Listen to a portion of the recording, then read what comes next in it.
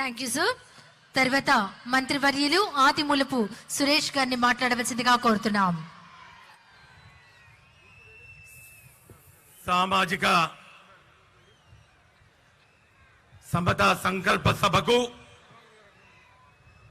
రాష్ట్రం నలుమూల నుంచి విచ్చేసినటువంటి అంబేద్కర్ వారసులకు, అక్క చెల్లెమ్మలకు, నా పాలి భాగస్తులకు అందరికి కూడా పేరు పేరున చేతులు జోడించి జై భీములు తెలియజేసుకుంటా ఉన్నాను.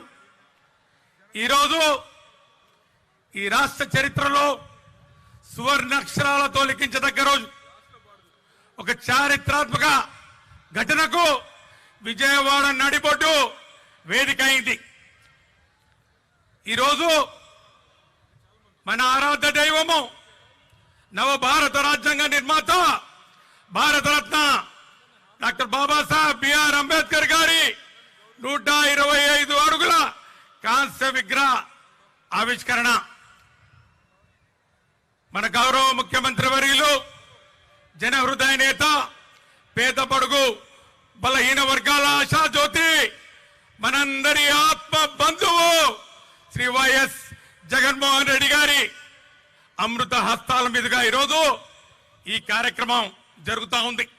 లక్షలాదిగా తరలి వచ్చినటువంటి అంబేద్కర్ వారసులు ఈరోజు తలెత్తుకునే విధంగా సగర్వంగా, మేము దళిత జాతిలో పుట్టినా కూడా మమ్మల్ని హక్కు చేసుకుని, మమ్మల్ని గుండెల్లో పెట్టుకుని చూసుకునే ఒక మా గుండె తడి తెలిసినటువంటి వ్యక్తిగా జగన్మోహన్ రెడ్డి గారు, మా నాయకుడు, మా ముఖ్యమంత్రి ఉన్నారని గర్వంగా చెప్పుకునే రోజు ఈ రోజు వచ్చింది.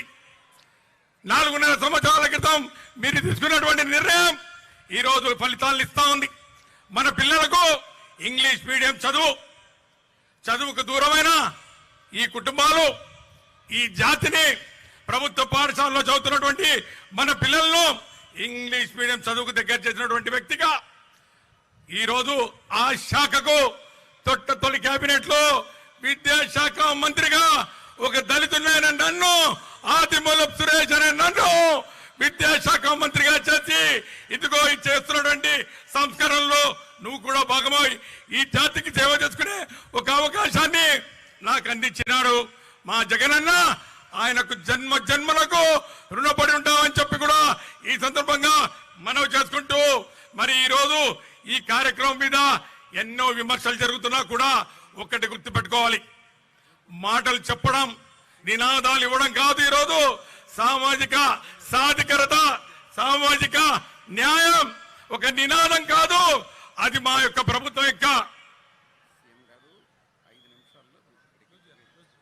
విధానం అని చెప్పి చాటి చెప్పినటువంటి మన ముఖ్యమంత్రి గారు, మన జగనన్న అని చెప్పి కూడా ఈ సందర్భంగా మనవి చేసుకుంటూ, ఇంకొక 5 నిమిషాల్లో మనందరం ఎదురు చూస్తున్నటువంటి, మనందరం ఇన్ని 100 కిలోమీటర్లు ప్రయాణం చేసి ఇక్కడికి వచ్చి ఎవరి ఉపన్యాసం కోసమైతే ఎదురు చూస్తున్నామో, మన జన హృదయ నేత, దళిత బంధువు, మన ఆత్మ బంధువు జగన్మోహన్ రెడ్డి గారు వచ్చేస్తున్నారు.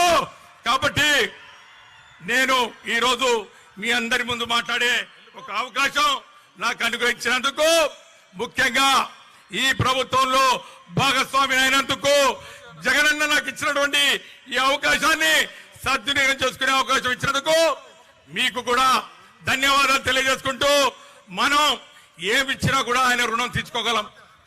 ఈ రోజు దళిత వాడల్లో ఉన్నటువంటి మరి విగ్రహాల్ని, మరి అంబేద్కర్ అంటే దళిత వాడల్లో ఉంటా మరి వాడల్లో పెట్టుకునే విగ్రహం అని చెప్పి కోన మేధావులకు చంప పెట్టుగా ఈరోజు 1000 కోట్ల విలువ చేసే స్థలంలో విజయవాడ నడిబొడ్డున 206 అడుగులు ఎత్తున అంబేద్కర్ విగ్రహం, ప్రపంచంలోనే ఎత్తైన విగ్రహం ఈరోజు మనకు అందించి మనల్ని తలెత్తుకుని చేసినటువంటి నాయకుడిని మనం మళ్ళా గెలిపించుకుందాం.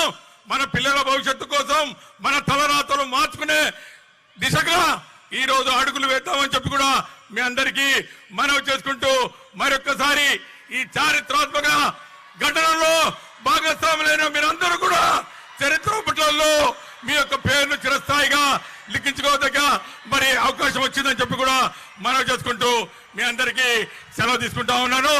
జై జగన్, జై భీమ్. జూపూడి ప్రభాకర్ రావు గారిని మాట్లాడవలసిందిగా కోరుతున్నాం. ఈనాటి డాక్టర్ బాబాసాహెబ్ అంబేద్కర్ గారి 125వ జయంతిని పురస్కరించుకొని ఏర్పాటు చేస్తున్నటువంటి ఈ ఉత్సవం బయట పోలీసు వారికి విజ్ఞప్తి, బయట ఆపేశారు అందరినీ. దయచేసి చాలా ఖాళీ ఉంది, లోపలికి పంపించాలి. బాబు డీసీపీ గారు కొద్దిగా దయచేసి అందరినీ లోపల